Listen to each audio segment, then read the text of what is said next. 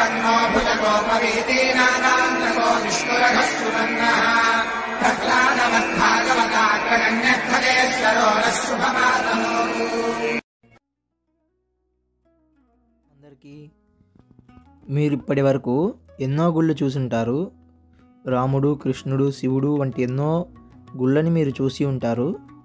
అయితే మీరు ఎప్పుడైనా ఇలాంటి ఈ గుడిని చూసి ఉంటారో లేదో తర్వాత కామెంట్ చేద్దురు. కానీ ఈ గుడి వ్యాస భగవానుడి కోసం కట్టించిన గుడి.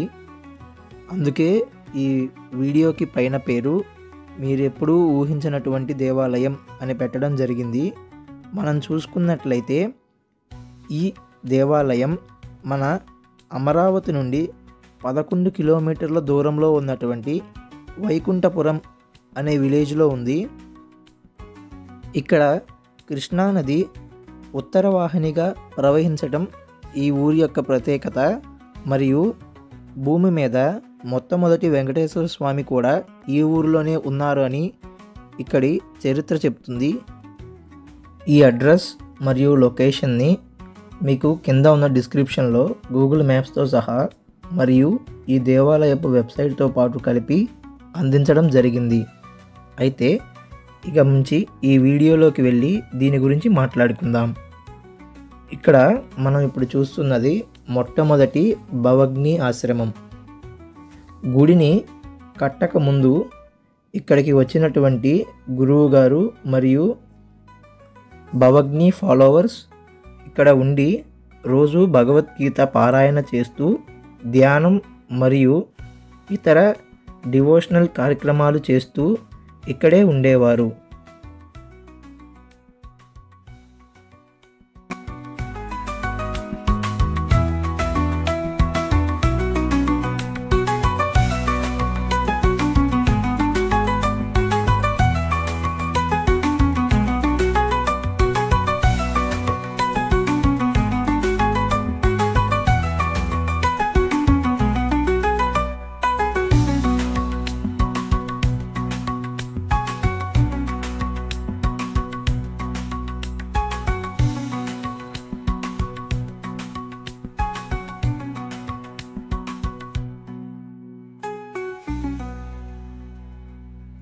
ఈ ఆశ్రమంలో ఎవరైనా వచ్చి లోపలికి చూసి వెళ్ళవచ్చు. లోపల ఎంతో ఆహ్లాదకరంగా మరియు ఎన్నో వెరైటీస్ అయిన చెట్లు, రుద్రాక్ష చెట్టు, కదంబ చెట్టు, ఇటువంటి ఎన్నో అపురూపమైన చెట్లు, కొన్ని డిఫరెంట్ స్పీసీస్ మరియు తులసి వనాలు, ఇతర పూలు సంబంధించినవి ఈ ఆశ్రమంలో ఉన్నవి. ఈ ఆశ్రమంలో మీరు వారు మొదటిగా ఉన్నప్పుడు ఇక్కడున్న పెట్టిన పనులు, వాటి యొక్క పిక్చర్స్ అవన్నీ ఆ ఆశ్రమంలో చూడవచ్చు.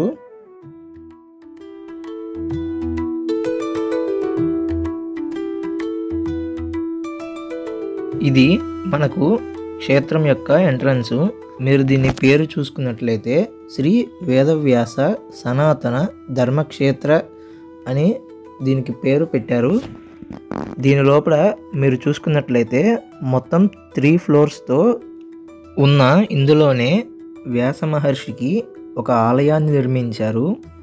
ఇందులో మెయిన్గా భగవద్గీత యొక్క ఇంపార్టెన్స్, భగవద్గీత మనకి మన యొక్క లైఫ్లోని వే ఆఫ్ వర్కింగ్కి ఎంత యూజ్ అవుతుంది మరియు హిందువులందరినీ ఒక తాటి మీదకి తీసుకువచ్చి హిందుత్వాన్ని నిలపాలి అనేది ఈ క్షేత్రం యొక్క ముఖ్య ఉద్దేశం.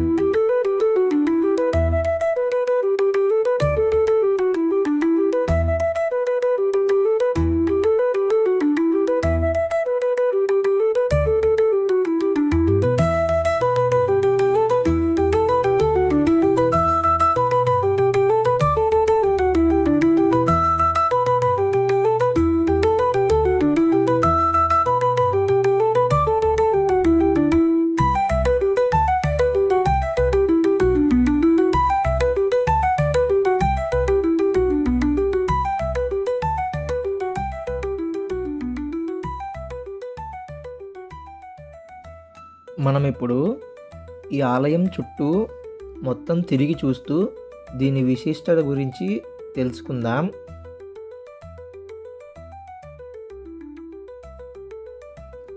ఈ దేవాలయం యొక్క కంప్లీట్ కన్స్ట్రక్షన్ లాస్ట్ 3-4 ఇయర్స్లోనే కంప్లీట్ అయింది. దీని లోపల భగవాన్ వేదవ్యాసుల వారి ఒక 9 ఫీట్ కృష్ణశిలా విగ్రహం మూలమూర్తిగా ఉంటుంది. దీని యొక్క గ్రౌండ్ ఫ్లోర్లో వేదవ్యాసుల వారు ఎలా జన్మించారు, వారు జన్మించిన తర్వాత వారు చేసినటువంటి పనులు, వాటన్నిటినీ 3D పెయింటింగ్ రూపంలో గ్రౌండ్ ఫ్లోర్లో ఒక ఆర్ట్ గ్యాలరీని నిలపడం జరిగింది. మరియు ఈ ఆర్ట్ గ్యాలరీకి పక్కనే ఒక మినీ థియేటర్ రూమ్ ఉంటుంది. దానిలో ఈ యొక్క ఆలయాన్ని కట్టడానికి ఇన్స్పిరేషన్ ఎలా వచ్చింది మరియు వేదవ్యాసుని వారి యొక్క జీవిత చరిత్రను మరియు వేదవ్యాసుల వారు శ్రీ మహావిష్ణువు యొక్క 24 అవతారాలలో ఒకటిగా చెప్తూ వారి జీవిత చరిత్ర మొత్తాన్ని ఒక 10 to 15 మినిట్స్ మధ్యలో ఉండేటువంటి ఏవీ రూపంలో వేస్తారు. ఖచ్చితంగా మీరు అక్కడికి వెళ్ళినప్పుడు ఎనీ టైం అది ఒక ఏవీని ప్లే చేస్తూనే ఉంటారు. ఖచ్చితంగా మిస్ అవ్వకుండా చూడండి.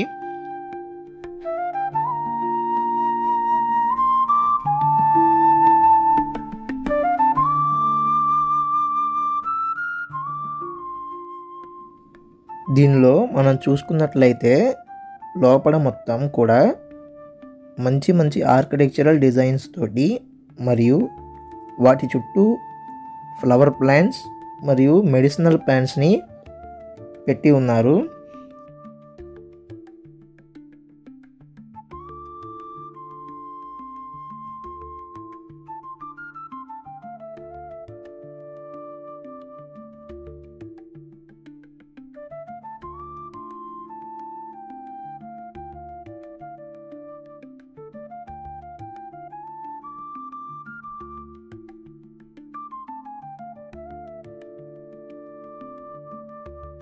ఇప్పుడు మనం ఆలయం లోపలికి కూడా వెళ్ళి లోపల ఉన్నటువంటి విషయాలు, వాటి యొక్క విశేషాలని తెలుసుకుందాం.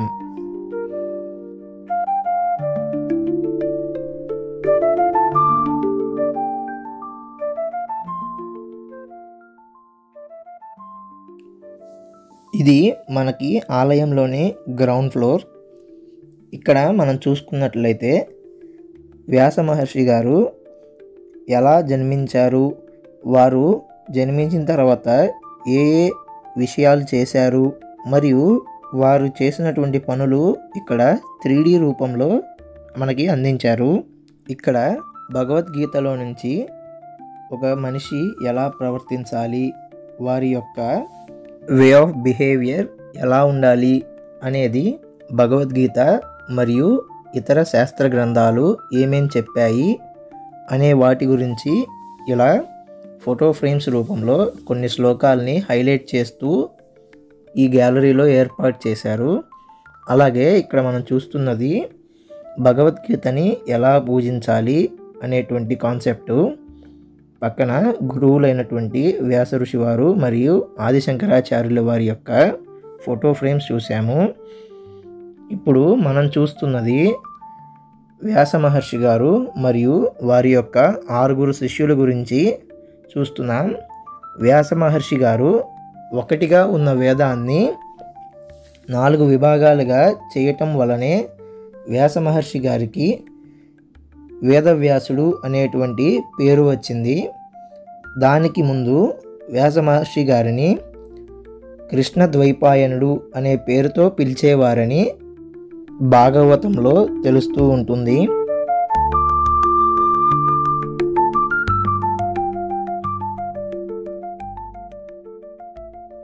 ఇక్కడ ఈ ఆలయాన్ని కూడా భవగ్ని మెంబర్స్ చూసుకుంటూ ఉంటారు. ఒక భవగ్ని మెంబర్ మన గ్రూప్తో పాటుగా వచ్చి మొత్తం క్షేత్రాన్ని గురించి ఎక్స్ప్లెయిన్ చేస్తూ చూపిస్తూ ఉంటారు. ఇక్కడ వారి యొక్క చరిత్రని ఇలా పెయింటింగ్ వైజ్గా చూస్తూ ఎక్స్ప్లెయిన్ చేస్తున్నారు. తర్వాత ఆ ఏవి కూడా వేశారు, దాన్ని కూడా చూడండి.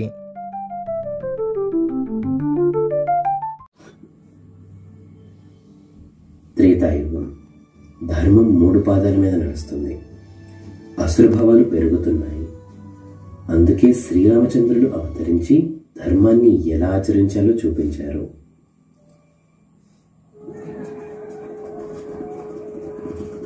ద్వాపరయుగం. ధర్మం 2 పాదాల మీద నడుస్తుంది.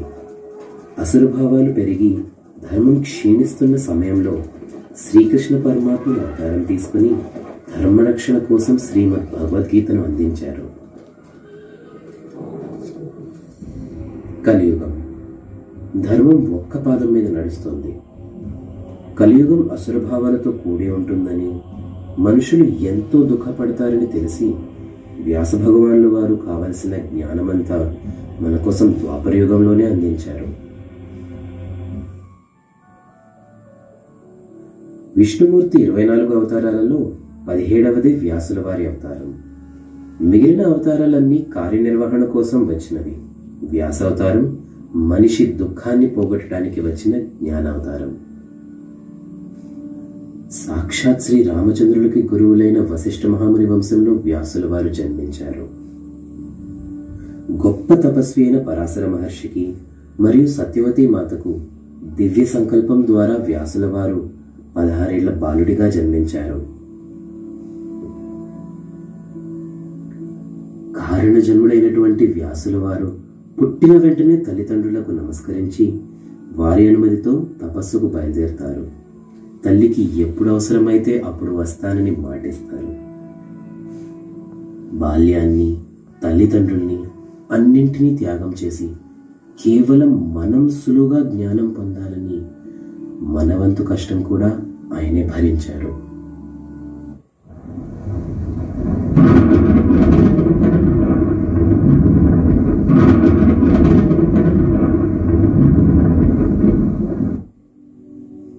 ఎండకు ఎండి, వానకు తడిసి, రాసులుగా పోసి ఉన్న వేద సముద్రాన్ని విభజించడానికి ఆయన ఎంతో కఠోర తపస్సు చేశారు.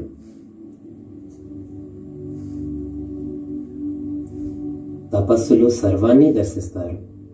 అనంతంగా రాసులు రాసులుగా ఉన్న జ్ఞానాన్ని గుర్తించి దైవీ మంత్రాలతో కూడిన జ్ఞానమంతా ఋగ్వేదం, యజ్ఞయాగాది క్రతువులతో కూడినది యజుర్వేదం, గానం చేయడానికి ఉపయోగపడే మంత్రాలు సామవేదంగాను, యుద్ధ విద్య, మంత్ర విద్య, ఆరోగ్య విద్య ఇలా అనేకంతో కూడిన వాటిని అధర్వణ వేదంగా విభజించారు. పరమాత్మ స్వరూపమైన వేదాలను ఎవ్వరూ విభజించలేరు కాబట్టి పరమాత్మే వ్యాసుల వారుగా అవతరించి వేద విభజన చేసి లోక కళ్యాణం కోసం సమస్త జ్ఞానాన్ని అందించారు. పైలుడికి ఋగ్వేదం, వైశంపాయనుడికి యజుర్వేదం, జైమినికి సామవేదం, సుమంతుడికి అథర్వణ వేదం మరియు సూత మహామునికి మహాభారతం, అష్టాదశ పురాణాలు, సుఖ మహర్షికి శ్రీమద్ భాగవతం అందించారు. శిష్యుల్ని లోక కళ్యాణం కొరకు ఈ జ్ఞానాన్ని వ్యాప్తి చేయమని ఆజ్ఞాపించారు. అప్పటి నుంచి వారి శిష్య ప్రశిష్యుల ద్వారా ఇప్పటి వరకు కూడా జ్ఞానం పరంపరగా వస్తూనే ఉంది. అందుకే ఆయన మనందరికీ ఆది గురువు. ఆయన పుట్టినరోజునే మనం గురు పూర్ణిమ లేదా వ్యాస పూర్ణిమగా జరుపుకుంటున్నాము. ఏ గుడిలో జరిగే పూజలు, స్తోత్రాలు, సహస్రనామ పారాయణలు ఆయన అందించినవి. ఇంటింటా జరిపే కార్యాలు, శ్రీమంతం నుంచి చనిపోయిన తర్వాత చేసే కర్మకాండల వరకు, పెళ్లి, గృహప్రవేశాలు, యజ్ఞాలు, యాగాలు, ప్రతి మంత్రము ఆయన అందించింది. 4 వేదాల సారం, పంచమ వేదమైన మహాభారతాన్ని వ్యాసుల వారు చెప్తుంటే విఘ్నేశ్వరులు వారు రాశారు. మహాభారతంలో లేనిది ఈ లోకంలో ఎక్కడా ఉండదు. లోకంలో ఉన్న ప్రతిదీ మహాభారతంలో ఉంటుంది. వ్యాసుల వారు కూడా అందులో పాత్ర వహించిన కురువంశ మూల పురుషుడు. చిత్రాంగదుడు విచిత్రవీరుని మరణంతో వంశమాగిపోయిన పరిస్థితి. సత్యవతి మాత వ్యాసుల వారిని స్మరించి కురువంశాన్ని నిలబెట్టమని ప్రార్థించారు. వ్యాసుల వారు కురువంశ వృద్ధికి అంగీకరించి తల్లి మాటను శిరసావహించిన మహానుభావుడు. విచ్చిత్తి అయిన గాంధారీదేవి గర్భాన్ని సంరక్షించి 100 కుండల్లో భద్రపరిచి కౌరవుల జననానికి కారణమైంది వ్యాసుల వారే. మూర్ఖుడైన ధృతరాష్ట్రుడికి కూడా వ్యాస భగవానుల వారు ఎంతో ప్రేమతో కరుణతో తన కొడుకైన దుర్యోధనుడికి హితవు చెప్పి సరిచేసే బాధ్యతను గుర్తు చేశారు. మనం ఎంత మూర్ఖంగా ఉన్నా ఆయన మన కోసం తాపత్రయపడుతూ సరైన దారి చూపిస్తూనే ఉన్నారు.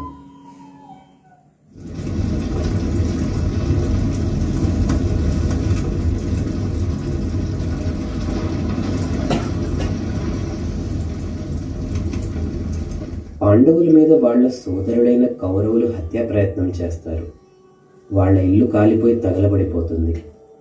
ఎలా అయినా సరే ప్రాణాలతో బయటపడాలని పాండవులు తప్పించుకున్నారు. ఇంకా పరిగెత్తే ఓపిక లేనప్పుడు భీముడు తన తల్లి అయిన కుంతీదేవిని, తమ్ముడైన నకుల సహదేవుల్ని మోస్తూ అన్న ధర్మరాజు అర్జునుడికి సహాయపడి అడవుల్లో తప్పించుకున్నారు. ఎక్కడికి వెళ్లాలో తెలియదు. మనవాళ్ళు అనుకున్న వాళ్లే దాడి చేశారు. ఎవరిని నమ్మాలో తెలియదు. ఆకలి, దాహం బాధ పెడుతున్నా ఏం చెయ్యాలో తెలియని పరిస్థితి. అలాంటి సమయంలో కలవకుండానే ప్రత్యక్షమయ్యారు వ్యాసుల వారు. పాండవులకి ఎక్కడ సురక్షితంగా ఉంటారో వాళ్ళకి తెలియజేసి ఎంతో ధైర్యాన్ని, ఈ పరిస్థితుల్ని ఎదుర్కోవాల్సిన జ్ఞానాన్ని ఆయన అందజేశారు. ఎంతటి ఆపద్బాంధవుడు! ధర్మం ఆచరించే వారిని ఎప్పుడూ ఆయన కనిపెట్టుకుంటూ నేను ఉంటారు. ఈ వీడియోలో కొంచెం సేపు ఏవీని మాత్రమే ప్లే చేశాను. అక్కడ మీకు మినిమం 15 మినిట్స్ వరకు ఏవీ ప్రజెంటేషన్ ఉంటుంది. తర్వాత మెయిన్ టెంపుల్ అయినటువంటి 2nd ఫ్లోర్లో ఉన్నాము. ఇక్కడ ఇన్సైడ్కి కెమెరా అలో లేదు. బయట వరకు కెమెరాతో వీడియోస్ అండ్ ఫొటోస్ తీసుకోవచ్చు. ఇది ఆలయం. ఈ ఆలయం లోపలే వ్యాస భగవానుల వారి 9 ఫీట్ కృష్ణశిలా విగ్రహం ఉంటుంది. ఇది దాని లోపల ప్రదక్షిణ మార్గం.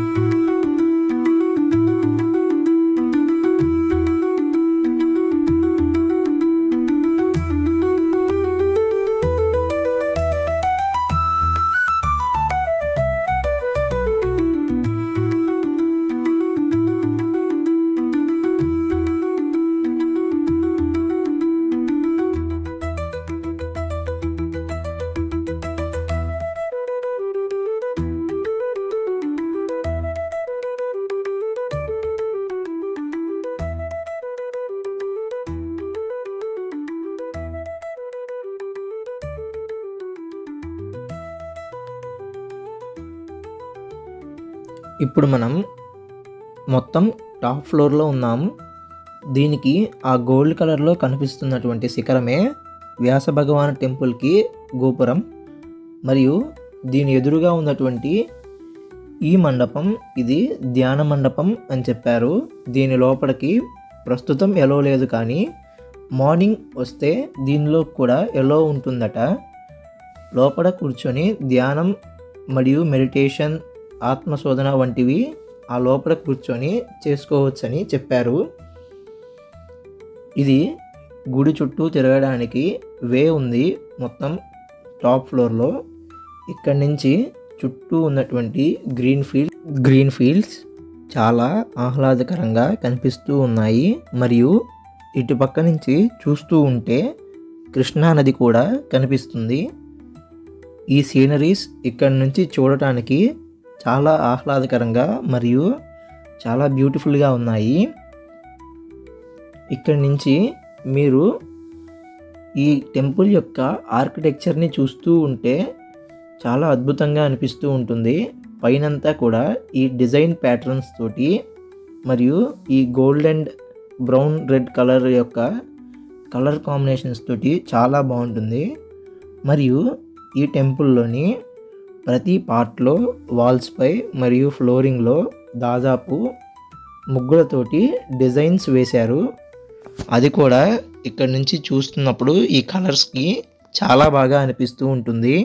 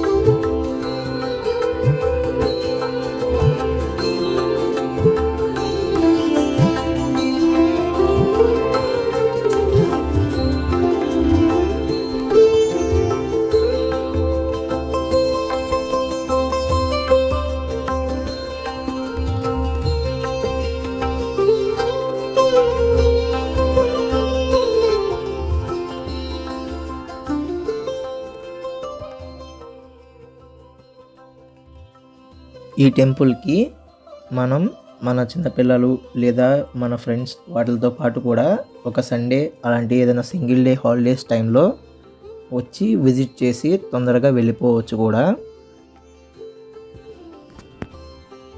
మీకు కనుక ఈ ప్లేస్ నచ్చితే ఒకసారి వచ్చి విజిట్ చేయండి. మరియు మీకు కనుక ఈ వీడియో నచ్చితే సబ్స్క్రైబ్ చేసుకొని ఛానల్కి సపోర్ట్ చేయండి. మళ్ళీ కలుద్దాం.